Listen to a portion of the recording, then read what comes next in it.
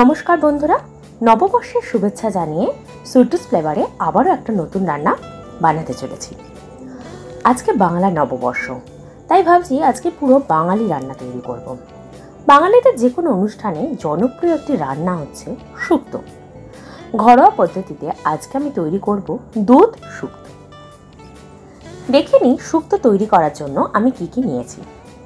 আগেই বলে রাখি, শুক্তোর সব সবজি লম্বা করে কিন্তু কাটতে হবে।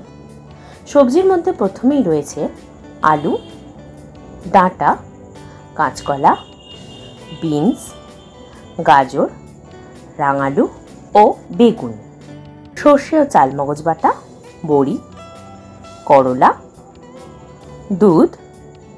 মশলার মধ্যে নিয়েছি 5 ফোড়ন, ভাজা মশলা, চিনি, নুন, আদা বাটা, ঘি এবং সর্ষের তেল। এবার প্রথমেই কড়াইতে তেল দিয়ে দিয়েছি।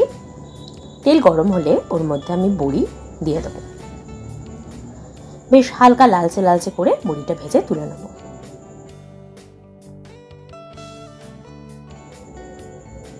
এরপর ভেজে নেব করলা ও বেগুন। সামান্য লালচে হয়ে এলে তুলে নেব।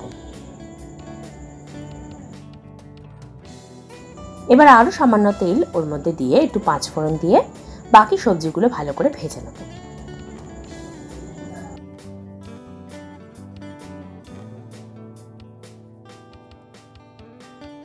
বেশ ভালোভাবে ভাজা হয়ে গেলে ওর মধ্যে আমি দিয়ে দেব 2 চামচ আদা বাটা। হালকা একটু এদিক ওদিক করে নিয়ে এর মধ্যে অ্যাড করব 1 বাটি দুধ।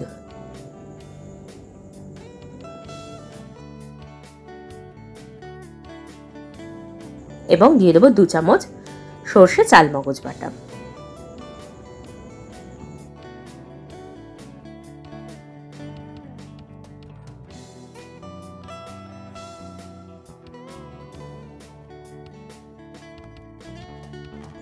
একটু মাখা মাখা হয়ে যাচ্ছিল বলে আমি এর মধ্যে একটু জল অ্যাড করলাম।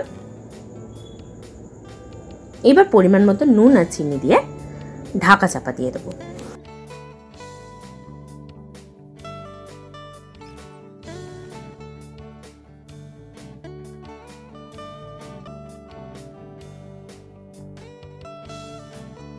হালকা সেদ্ধ হয়ে এসছে।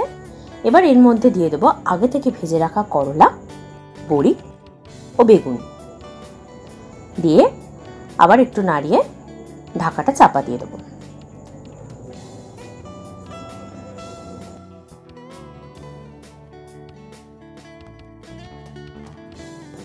দেখুন ভালোভাবে সিদ্ধ হয়ে গেছে।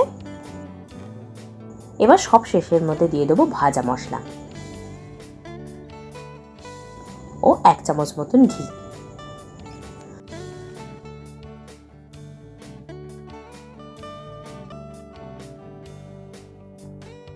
তৈরি হয়ে গেল দুধ শুক্তো।